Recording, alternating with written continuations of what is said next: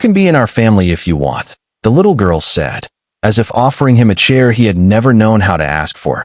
And in that 2-second hush, the city's noise stuttered, and the lonely CEO on the park bench felt the world tilt towards something he had not had in years: the possibility of being wanted.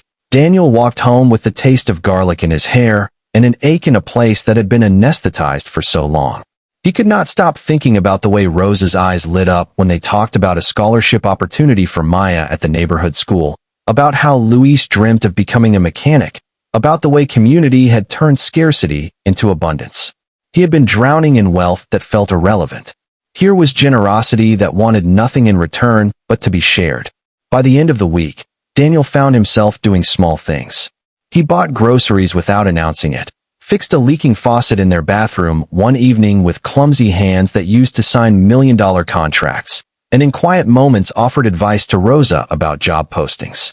Each act felt like a chisel prying at a plaque of guilt, a slow reclaiming of something human.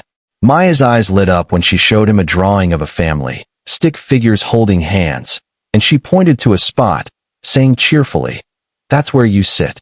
Daniel laughed each time, not because it was funny but because it was easier than saying he had never known where he fit. Still, his life above ground, in glass towers and luminous screens, continued to press down. He kept his involvement a secret from colleagues who knew him as a movable mountain. He was their fortress. Yet, as he walked the city each evening, he found himself returning to the park bench, to Maya's quick questions, and to the warmth that cost nothing and gave everything. A small act, he discovered, could tilt the axis of days. Maya's invitation, absurd, sincere, and offered without the heavy calculation of resale value, lodged in his chest like a promise. He promised himself, silently, that he would not be the kind of person who let such offers evaporate. He did not yet understand how much his presence would change the people around him, and how their presence would change him. Only that the world had quietly begun to offer him another place at the table.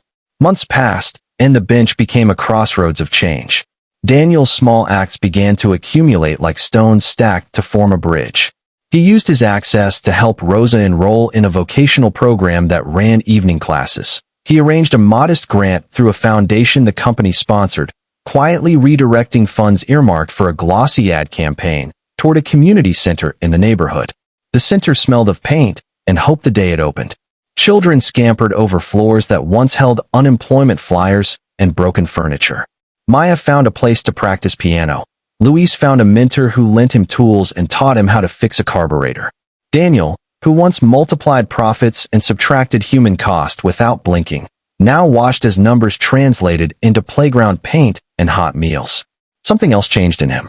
Where his grief had been a closed fist, compassion softened his fingers. His daughter Claire noticed the difference long before they spoke. There was a lightness when he visited her at university, a less brittle tone when he tried to apologize in words that felt clumsy but real. They started writing letters at first, then met for coffee where non-judgmental conversation began to stitch their distance. He showed her photographs of Maya's drawings. She showed him a piece of student art she had been too shy to hang on a dorm wall.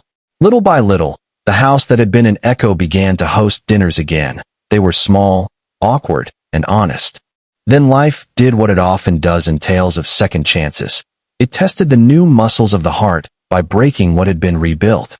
A hostile takeover, fueled by a rival who tempted board members with promises of shiny returns, unseated Daniel. Accusations flew about misallocated funds, the same redirection of advertising money to the center, recast as a sign of fiscal negligence. Lawyers murmured about ethics. Investors called for a quick transition. One morning, Daniel was escorted past his own office by security, his name whispered like a rumor. He left with a box of framed certificates and a heart that felt like a business card with corners worn off. There was an expectation that once the finances were gone, so would any attachment he had made.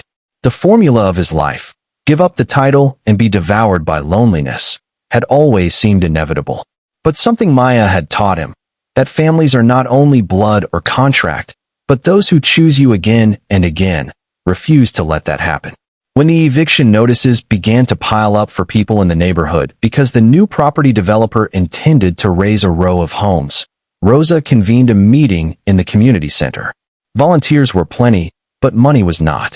Word spread to neighbors, to parents, to a woman who once worked in Daniel's company whose son had benefited from the center, to students who used it for art. They fundraised not with glossy brochures, but with potlucks and bake sales and a donation box that traveled from hand to hand. Maya sold bouquets on busy Saturdays. Luis organized a car wash. Claire painted a mural and posted images online. The small acts of many created a tide. The unexpected, gentle full circle arrived on an ordinary afternoon when Daniel, who had been staying in a spare room at Rose's because his own house had been quietly emptied by bank movers, sat on the community center steps licking a paper cup of coffee. A man who had once been his rival in a boardroom strategy called unexpectedly, not to gloat, but to apologize after seeing footage of the community rally. In the end, what saved the row of homes was not legal posturing but human attention. Letters from neighbors, petitions signed by Claire and her classmates, and a public outcry fueled by a photo of Maya, holding a sign that said, "People are more than land." The developer relented, partly because public pressure made demolition a mess and partly because no one wanted to be the person who leveled a community for profit. The bank granted a short reprieve. Donors came forward offering to buy out a lot that became a permanent community park.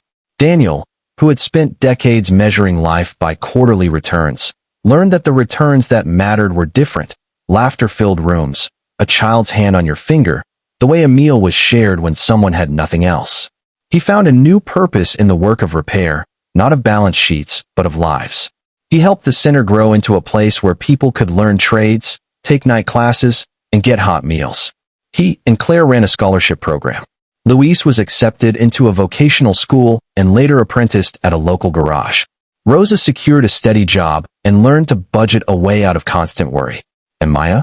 She grew into someone who could, with a wink, still offer chairs to strangers. One evening, years later, Daniel sat on that same bench where the story had first bent toward hope.